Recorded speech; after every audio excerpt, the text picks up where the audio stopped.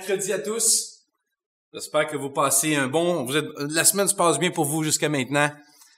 Bienvenue à notre rencontre du milieu de semaine ensemble le mercredi, ce moment d'encouragement qui me fait plaisir de vous apporter. Vous savez, Samuel Johnson, un écrivain du 18e siècle, disait « Les gens doivent être rappelés plus souvent que nécessaire. » Oh là là!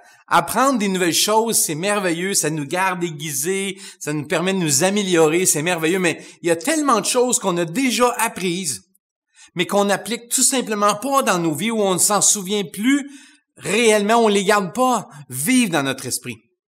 Ça me fait penser au texte de 2 Pierre.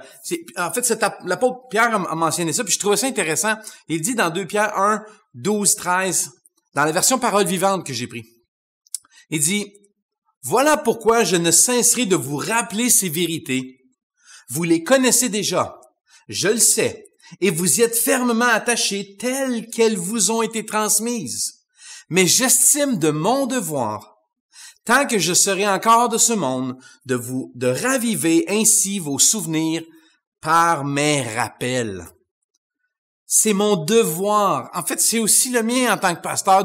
C'est aussi mon devoir. C'est le devoir de chaque pasteur de vous rappeler ces choses. Et une de ces choses importantes à se rappeler, que je dois rappeler à tous et me rappeler à moi-même, c'est de se souvenir à quel point Dieu est près de nous. Dieu est proche. Dieu veut toujours être là.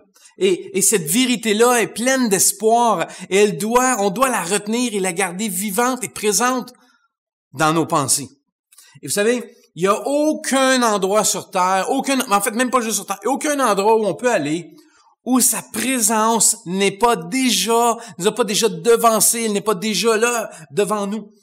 Il est dans le passé, il est dans notre hier, il est dans notre présent et il est dans notre futur. Dieu est partout. Dieu est toujours là. Et il est présent. Il nous inonde de sa grâce à tous les jours, de son pardon. Et non seulement à tous les jours, mais tout au long de la journée. Il n'y a aucune tragédie à laquelle on fait face, aux circonstances auxquelles on est confronté. Il n'y a aucune épreuve qu'on endure et aucune adversité qu'on rencontre où Dieu n'est pas déjà là avec nous. Donc, il nous tient déjà fermement, puissamment par sa main.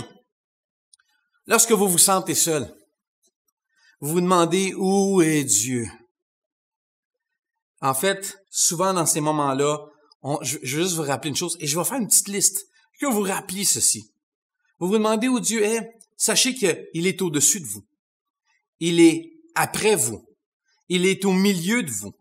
Il est autour de vous. Il est parmi vous. Il est devant vous. Il est derrière vous. Il est sous vous. Il est à côté de vous. Il est au-delà de vous. Il est au travers de vous. Il est à l'intérieur de vous. Mais particulièrement, il est près de vous. Dieu est partout. Il est partout en tout temps. Il est toujours là et pour toujours proche de nous. Lorsque vous ressentez les inquiétudes, les difficultés, les défis de la vie ou les obstacles, cette peur-là peut monter et vous vous demandez, mais pourquoi Dieu n'enlève pas ça?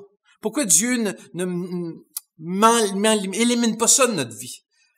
Vous savez, Dieu nous a pas donné un esprit de peur, mais son esprit nous remplit d'amour, de force et de sagesse.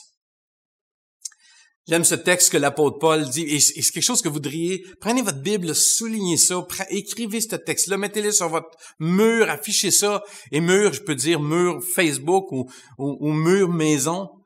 Romains au 8e chapitre, le verset 35 à 39 dit, « Qui peut nous séparer de l'amour du Christ? La détresse peut-elle ou bien l'angoisse? Ou encore la persécution? La faim? Les privations?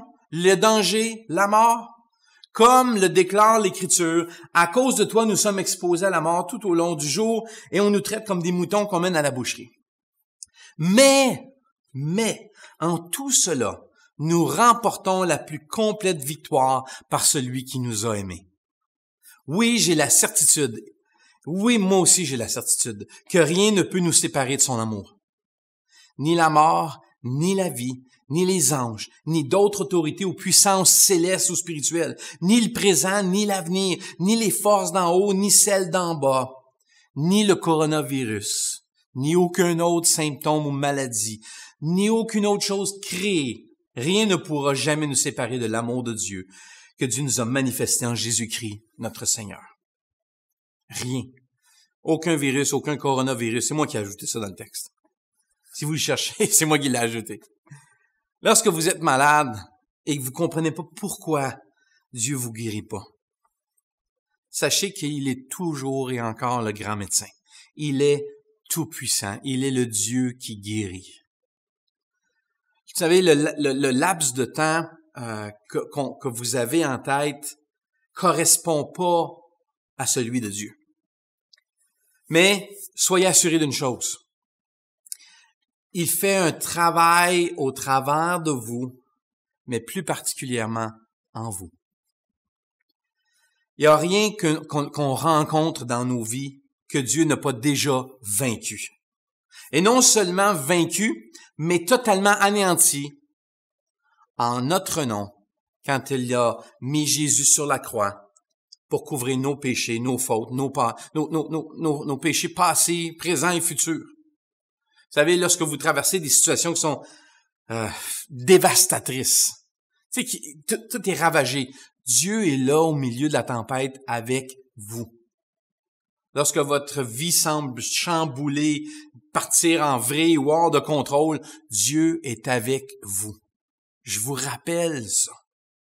Quand vous pouvez pas voir le chemin en avant de vous, ou le prochain pas, ou la prochaine étape de votre vie, il est avec vous. Partout, il y a des circonstances et des choix qui nous demandent, ils vont nous demander à chaque instant de placer notre confiance en lui. Notre espoir, notre joie en Jésus. Ces joies-là, ces plaisirs-là qui sont éphémères ou temporaires, n'ont aucune comparaison avec la présence éternelle de Jésus pour nous. Et c'est cette pensée-là, nous servons un Dieu tout-puissant qui nous appelle ses enfants. Sa présence est notre récompense ultime et c'est ce qu'il nous donne pour l'éternité. Je termine avec cette phrase de Victor Hugo. Je trouve ça intéressant. Il dit « Ayez le courage pour les grandes douleurs de la vie et de la patience pour les plus petites. Et quand vous avez laborieusement accompli votre tâche quotidienne, allez dormir en paix. Dieu reste éveillé. » Va dormir en paix. Dieu reste éveillé. Il est toujours là avec toi. Je vous souhaite un super bon mercredi, bon restant de semaine, que Dieu vous garde. À la prochaine.